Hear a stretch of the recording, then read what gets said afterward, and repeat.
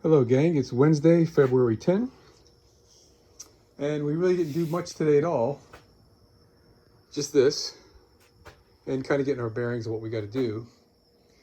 So we got that last cabinet way back in there installed and pretty much finished. So now we're working on the next cabinet forward over there on that side, which is going to look just like the one on that side. And this piece of plywood is not wide enough, so I'm going to splice this piece onto it. What I had been doing before is using a piece of 1/4-inch plywood with a spline, but that really hasn't proven itself to be quite that strong. So I'm going to make a lap joint on this and see how that goes. Hopefully I'm not screwing up, right? So I just cut this rabbet, or whatever you want to call it here, and I use my router to do it. I got this flat cutting bit on the router, and I went just a little bit less than 3/8 of an inch deep. Took 3 passes, about an inch each time, and I used this piece of wood as a straight edge with clamps to run the router against to give me my straight line.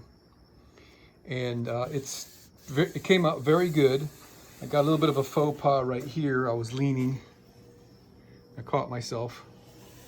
And a tiny bit of a faux pas right there. I was leaning, I guess. But I think that's pretty good. And it's going to be, I think anyway, hopefully stronger than just that spline joint. So this is half of it. This is the piece it's joining to. I have to do the same thing on the end of this. So when I put these two pieces together like that, it'll be flat. Now what I should do now is just double check. If I can find my tape measure. I'll do it later. From here to there, it's supposed to be 32 inches when this is bottomed out. So I think I got it right. And so what I'm planning on doing, since I kind of can't clamp that, I'm going to pre-drill a hole like every 4 inches or so on this. And then when I assemble it with glue, I'll just put wood screws and screw it together. And that should do it, man. So hopefully we're on the right track here, and not gonna have to spend another 50 bucks for a piece of plywood. This piece I'm standing on here is the other half of this cabinet.